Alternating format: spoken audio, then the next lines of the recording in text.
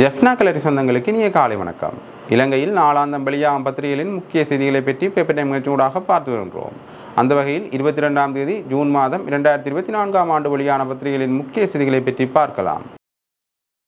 முதலில் உதயன் பத்திரிகையில் அமைந்துள்ள முக்கிய செய்திகளாக இனப்பிரச்சினைக்கு தீர்வாக 13ஆம் திருத்தத்தை நடைமுறைப்படுத்துக, சயீத்துடனான சந்திப்பில் ஜெய்சங்கர் வலியுறுத்து, இலங்கையின் இனப்பிரச்சினைக்கு தீர்வாக 13ஆம் திருத்தம் முற்றாக நடைமுறைப்படுத்தப்பட வேண்டும் என்று இந்திய வெளிவிவகார அமைச்சர் ஜெய்சங்கர் வலியுறுத்தியுள்ளார். ஒரு நாள் பயணமாக நேற்று முன்தினம் இலங்கைக்கு வந்திருந்த ஜெய்சங்கர் பல்வேறு தரப்பினரையும் சந்தித்து கலந்துரையாடினார்.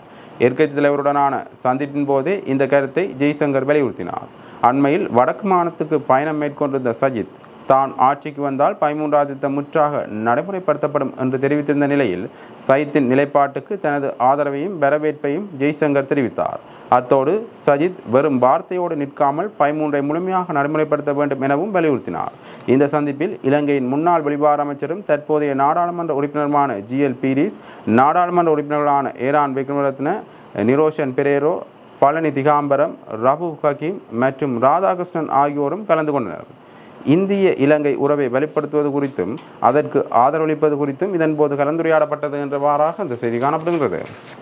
முதற் பக்கத்தில் அமைந்துள்ள மற்றொரு முக்கிய செய்தியாக மக்களிடம் பிரிவினையை ஏற்படுத்த வேண்டாம், கல்லுண்டாயில் நேற்று பொதுமக்கள் போராட்டம்.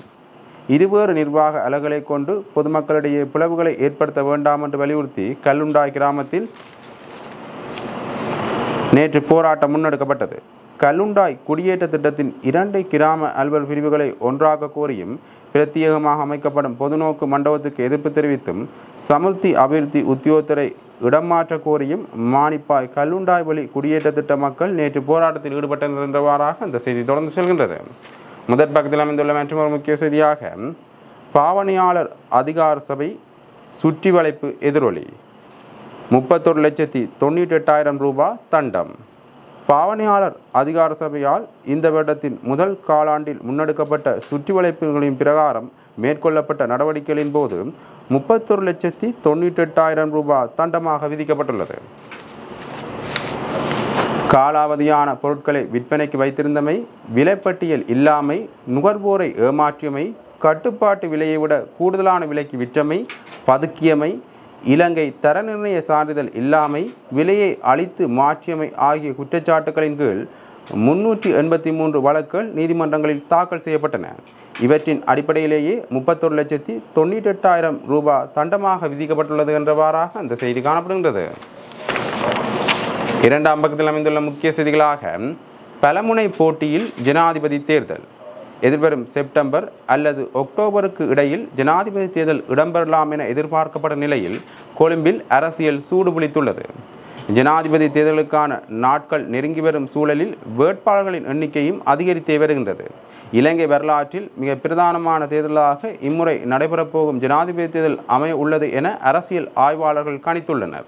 கடந்த 2022ஆம் ஆண்டு வரலாறு காணாத பொருளாதார நெருக்கடியை இலங்கை சந்தித்திருந்ததுடன் மக்கள் வாக்களால் தெரிவான ஜனாதிபதி கோத்தபாய ராஜபக்ச கடுமையான போராட்டங்களால் பதவியிலிருந்து விரட்டியடிக்கப்பட்டிருந்தார். இதனால் இம்முறை மக்களின் மனநிலை பற்றி தெளிவான கருத்துக்களை எவராலும் கணிக்க முடியாதுள்ளது. நாட்டில் மாற்றம் ஒன்று அவசியம் என்பதையே அனைத்து மக்களும் வலியுறுத்தி வருகின்றனர்.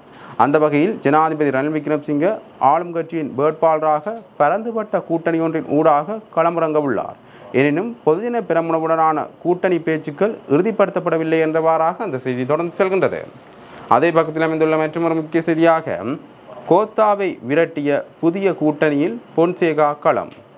காலி முகத்திடல் போராட்ட குழுக்களால் உருவாக்கப்பட்டுள்ள மக்கள் போராட்ட முன்னணியின் வேட்பாளராக சரத் பொன்சேகா களமிறக்கப்பட உள்ளார் என்று அரசியல் வட்டார தகவல்கள் வெளியாகியுள்ளன. ஜனாதிபதியை ஆட்சியிலிருந்து விலக்கிய விவகாரத்தில் காலிமுகத்திடல் போராட்டக்குழு முக்கியமான பங்கு வகித்திருந்தது. அதன்படி காலிமுகத்திடல் போராட்டக்குழுவில் இடம்பெற்றிருந்த பிரதான அமைப்புகள் ஒன்றிணைந்து புதிய அரசியல் கூட்டணி ஒன்றை அண்மையில் கொழும்பில் உருவாக்கியிருந்தன. அந்த புதிய கூட்டணியின் கீழ் பொன்சேகா ஜனாதிபதி தேர்தலில் போட்டியிட உள்ளார் என அறிய முடிகின்றது என்றவாறாக அந்த செய்தி காணப்படுகின்றது. இவை உதயன் பத்திரிகையில் இந்த முக்கிய செய்திகள். இனி வலம்புரி பத்திரிகையின் முக்கிய செய்திகளை பற்றி பார்க்கலாம். வலம்புரி பத்திரிகையின் முதற் பக்கத்தில் அமைந்துள்ள முக்கிய செய்திகளாக பௌத்தத்தை பாதுகாத்து வளர்ப்பது அரசியலமைப்பின் பொறுப்பாகும், ஜனாதிபதி ரணில் தெரிவிப்பு.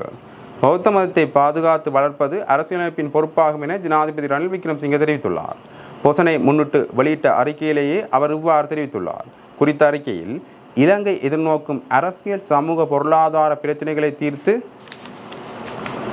அபிவிருத்தியடைந்த நாட்டை கட்டியெழுப்பதற்கு மகரகத் மிகுந்து போதித்த தர்ம மார்க்கத்தை பயன்படுத்துமாறு அனைவரையும் கேட்டுக்கொள்கின்றேன். பொசன் போயா தினம் என்பது இலங்கையின் தேசிய கலாசாரத்தின் தொடக்க நாளாக இலங்கை பௌத்தர்களால் என்றென்றும் கொண்டாடப்படும் புனிதமான நாளாகும். குறிப்பாக உள்ளூர் மண்ணில் உணவு உற்பத்தி செய்து கருத்து வேறுபாடுகளை ஒதுக்கி வைத்துவிட்டு சுல்ல ஹத்தி பதோமா சூத்திரத்தை அறிந்து இலங்கை அரசை செயற்படுத்த மஹிந்த மகரகத் வழங்கிய அறிவுரையை இந்த தருணத்தில் முன்மாதிரியாக எடுத்துக்கொள்ள வேண்டும்.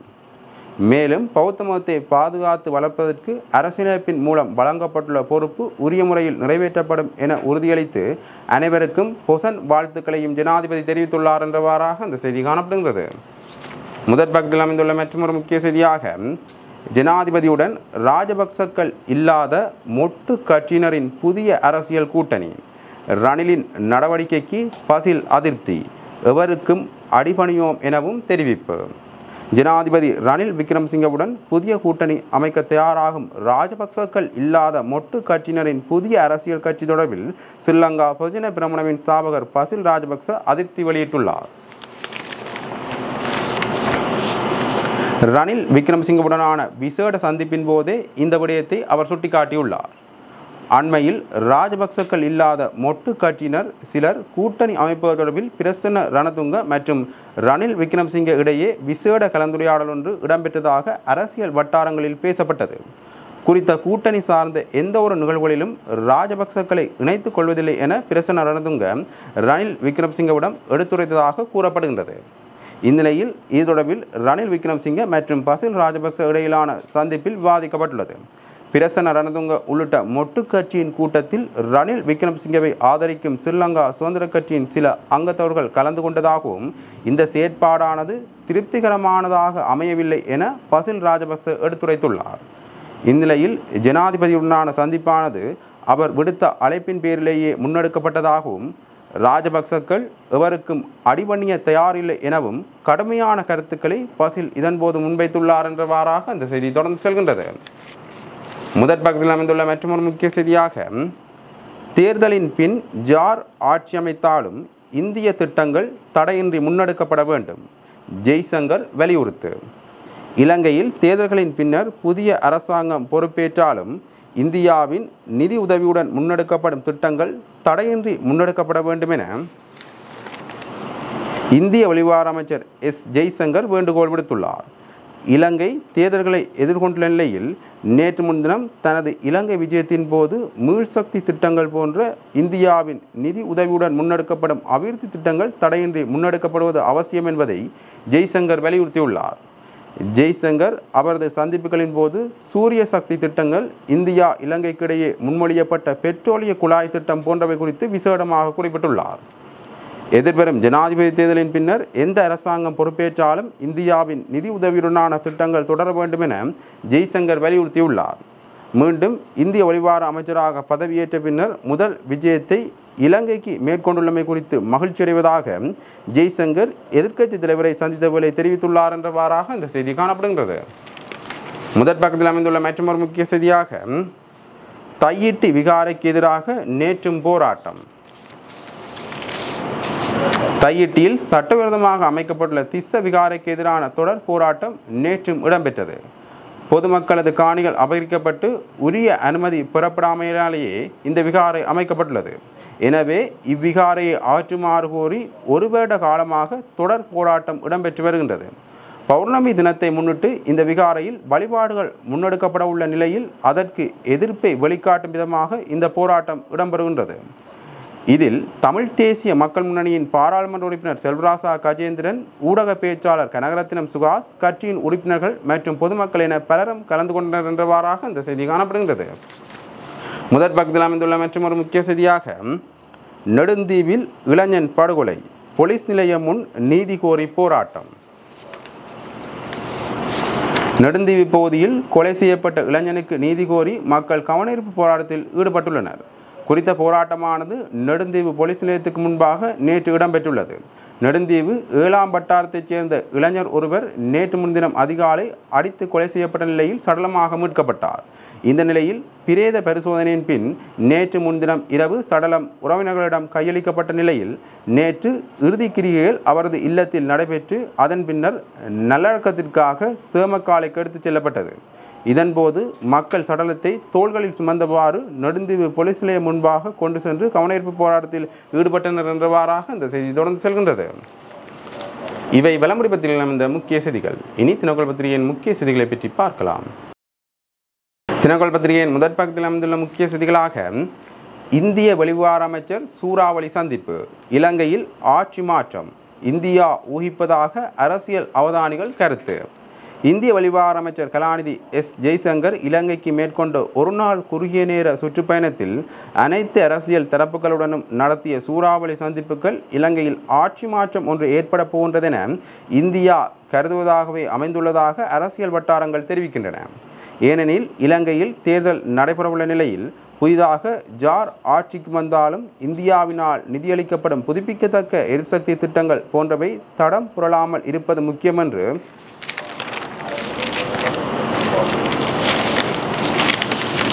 இந்திய வெளிவிவகார அமைச்சர் கலாநிதி எஸ் ஜெய்சங்கர் தனது இலங்கை விஜயத்தின் போது சகல தரப்பினரிடம் வலியுறுத்தியுள்ளதாக தெரிவிக்கப்படுகின்றது.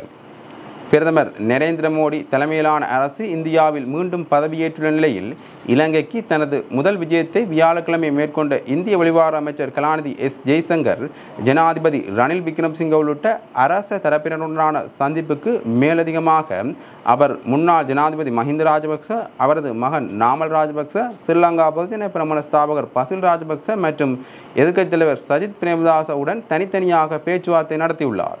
அத்துடன் வடக்கு மற்றும் கிழக்கு தமிழ் தேசிய கட்சிகள் மற்றும் மலையக தமிழ் கட்சிகளுடனும் அவர் சந்திப்புகளை நடத்தினார் என்றவாறாக அந்த செய்தி தொடர்ந்து செல்கின்றது. முதற் பக்கத்தில் அமைந்துள்ள மற்றொரு முக்கிய செய்தியாக ஜனாதிபதி தேர்தலை சந்திக்க நாங்கள் தயார், தேர்தல் ஆணைக்குழு கூறுகிறது. ஜனாதிபதி தேர்தலை இந்த வருடமே நடத்த வேண்டும் என தேர்தல் ஆணையாளர் நாயகம் சமன் ஸ்ரீ ரத்நாயக்க தெரிவித்துள்ளார். ஜனாதிபதி தேர்தலை நடத்துவதற்கு தேவையான அடிப்படை நடவடிக்கைகள் தற்போது முன்னெடுக்கப்பட்டு வருகின்றன. ஜனாதிபதி தேர்தல் என்பது குறிப்பிட்ட காலக்கெடுவை கொண்ட தேர்தலாகும். இதேவேளை தேவை ஏற்பட்டால் பாராளுமன்றத்தை கலைப்பதற்கான அதிகாரம் அரசியலமைப்பின் மூலம் ஜனாதிபதிக்கு வழங்கப்பட்டுள்ளதாக தேர்தல் ஆணையாளர் நாயகம் மேலும் தெரிவித்துள்ளார். இதேவேளை ஜனாதிபதி தேர்தல் இந்த ஆண்டு செப்டம்பர் மாதம் 20ஆம் தேதிக்கும் அக்டோபர் மாதம் 16ஆம் தேதிக்கும் இடையில் கட்டாயமாக நடத்தப்பட வேண்டும் என தேர்தல் ஆணைக்குழுவின் முன்னாள் தலைவர் மஹிந்த தேசப்பிரிய தெரிவித்துள்ளார். கொழும்பில் தேர்தல் கண்காணிப்பு அமைப்புகள் ஏற்பாடு செய்திருந்த ஊடக சந்திப்பில் கலந்து கொண்டு கருத்தரிக்கும் போதே அவர் இவ்வாறு குறிப்பிட்டுள்ளார். இது தொடர்பாக அவர் மேலும் கூறுகையில், ஜனாதிபதி தேர்தலை பிற்போட முடியும் என எவரேனும் கூறினால் அவர்களின் மூளையை பரிசோதனைக்குட்படுத்தி பார்க்க வேண்டும். எக்காரணமாக இருந்தாலும் தேர்தலை பிற்போடுவது என்பது தவறு. அத்துடன் தேர்தலுக்கான முதற்கட்ட வேலை திட்டங்களை தற்போது தேர்தல் ஆணைக்குழு முன்னெடுத்துள்ளது. அது குறித்து நாம் ஆராயப் போவதில்லை என்பதோடு அதற்கான உரிமையும் எமக்கு இல்லை. எனினும் தேர்தல்கள் ஆணைக்குழு உண்மையாகவும் நேர்மையாகவும் செயற்படும் என நாம் நம்புகின்றோம். அதேவேளை தற்போது மக்களுக்கு நிவாரணங்கள் வழங்கப்படுவதை சில கட்சிகள் தமக்கு சாதகமாக பயன்படுத்தி வாக்கு வேட்டையில் ஈடுபடுவதை தடுக்க வேண்டும். மேலும் தேர்தல் காலத்தில் இவ்வாறான அபிவிருத்திகள் கட்சி சார்ந்து முன்னெடுக்கப்படுவதை கண்காணிப்பு அமைப்புகள் கவனத்தில் எடுக்க வேண்டும் என தெரிவித்துள்ளார் என்றவாறாக அந்த செய்தி காணப்படுகின்றது. முதற் பக்கத்தில் அமைந்துள்ள மற்றொரு முக்கிய செய்தியாக ஈழத் தமிழருக்கான அமெரிக்க காங்கிரசின் ஆதரவு வலுக்கிறது, மேலும் 2 பிரதிநிதிகள் கையெழுத்து. ஈழத்தமிழர்களுக்கான சுதந்திர வாக்கெடுப்பை நோக்கி அமெரிக்கா பணியாற்ற வேண்டும் என்றும் இலங்கை அரசால் அவர்களுக்கு எதிராக நடத்தப்பட்ட இனப்படுகொலையை அங்கீகரிக்க வேண்டும் என்றும் அமெரிக்காவை வலியுறுத்தும் முக்கிய தீர்மானத்திற்கு மேலும் சில காங்கிரஸ் உறுப்பினர்கள் ஆதரவை வெளியிட்டுள்ளனர். இதன்படி காங்கிரசின் 2 பிரதிநிதிகள், அதாவது கேப் வாஸ்குவெல் மற்றும் கிலாரி சால்டன் ஆகியோர் இந்த வாரம் தீர்மானத்தை ஆதரித்து ஆவணத்தில் கையெழுத்திட்டுள்ளனர். இதனையடுத்து இந்த யோசனைக்கான இணை அனுசரணையாளர்களின் எண்ணிக்கையே 10ஆக உயர்ந்துள்ளது. முள்ளிவாய்க்கால் இனப்படுகொலை மேற்கொள்ளப்பட்டு 15 ஆண்டுகள் நிறைவடைந்த நிலையில் மே 18ஆம் தேதி உலகெங்கும் தமிழர் இனப்படுகொலை நினைவு தினமாக அனுஷ்டிக்கப்பட்ட பின்னர் பிரதிநிதி வைலி நிக்கல் இந்த யோசனையை காங்கிரஸில் முன்வைத்துள்ளார். ஈழத் தமிழ் மக்களின் சுயநிர்ணய உரிமையை ஆதரிப்பதன் மூலம் தமிழ் இனப்படுகொலை உட்பட கடந்த கால வன்முறைகள் மீண்டும் நிகழாமல் இருக்கவும் நிரந்தரமான அமைதியான தீர்மானத்திற்காக சுதந்திர வாக்கெடுப்பு நடத்தப்படவும் இந்த தீர்மானம் வலியுறுத்துகின்றது. அத்துடன் ஈழத்தமிழர்களுடனான இராஜதந்திர வழிகளை வலுப்படுத்தவும் இந்தோ பசிபிக்கின் தெற்காசிய பிராந்தியத்தில் அமைதி மற்றும் ஸ்திரத்தன்மையை நோக்கி ஒத்துழைக்கவும் அமெரிக்காவை இந்த யோசனை வலியுறுத்துகின்றது. ஈழத் தமிழ் மக்களின் அரசியல் உரிமைகளுக்காக வாதிடவும் மற்றும் பாதுகாக்கவும் அமெரிக்காவையும் சர்வதேச சமூகத்தையும் குறித்த யோசனை வலியுறுத்துகின்றது. அதே நேரம் ஈழத்தமிழர்களின் சுயநிர்ணய உரிமையின் அடிப்படையில் ஒரு நிரந்தர அரசியல் தீர்வை நோக்கி உழைப்பதற்கும் ஏற்றுக்கொள்ளப்பட்ட சுதந்திர வாக்கெடுப்பு செயல்முறையை மேற்கொள்ளவும் இந்த யோசனை அழைப்பு விடுக்கப்பட்டுள்ளது. மேலும் குறித்த யோசனையில் ஈழத்தமிழ் மக்களுக்கு எதிராக இலங்கை அரசு நடத்திய இனப்படுகொலையை அமெரிக்க அரசும் சர்வதேசமும் அங்கீகரிக்க வேண்டும் என்றும் கூறப்பட்டுள்ளது என்றவாறாக அந்த செய்தி காணப்படுகின்றது. முதற் பக்கத்தில் அமைந்துள்ள மற்றொரு முக்கிய செய்தியாக உயிர்த்தனாறு தாக்குதலை தடுக்க தவறியோர் ஜேவிபியுடன் இணைவு. உயிர்த்தனாறு தாக்குதல்களை தடுக்க தவறிய போலீஸ் துறையைச் சேர்ந்த 2 அதிகாரிகள் தற்போது ஜேவிபியுடன் இணைந்துள்ளதாக முன்னாள் இராணுவ தளபதியும் பாதுகாப்பு பதவிநிலை பிரதானியுமான ஜெனரல் மகேஷ் சேனநாயக்க சுட்டிக்காட்டியுள்ளார். கொழும்பில் இடம்பெற்ற ஊடக சந்திப்பில் அவர் இதனை தெரிவித்துள்ளார். இவ்விடயம் தொடர்பாக அவர் மேலும் தெரிவிக்கையில், இந்த நாட்டில் என்பிபி என்ற ஒரு அமைப்பு இல்லை, அது ஜேவிபியை தான் குறிப்பிடுகின்றது. என்பிபி என்பது பொய்யான கூட்டணி. போலீஸ் அதிகாரிகள் தீவிரவாதிகளுக்கு துணை போவது இலங்கை போலீஸ் துறைக்கு ஏற்பட்டுள்ள அவமானமாகும். 155 வருடங்கள் பழமையான பெருமையை கொண்ட துறையே இலங்கை போலீஸ் துறை. உலகில் ஸ்கொட்லாந்து நாட்டு போலீஸ் துறையை விட மிகவும் எமது போலீஸ் துறையே சக்தி வாய்ந்தது என்று அவர் குறிப்பிட்டுள்ளார் என்றவாறாக அந்த செய்தி தொடர்ந்து செல்கின்றது. இவை தினக்குள் பத்திரிகையில் இந்த முக்கிய செய்திகள். இன்று வெளியான பத்திரிகைகளின் முக்கிய செய்திகளை பற்றி பார்த்தோம். தொடர்ந்தும் பத்திரிகை செய்திகளை அறிந்து கொள்ள கேபிட்டல் முயற்சியுடன் இணைந்திருங்கள். நன்றி, வணக்கம்.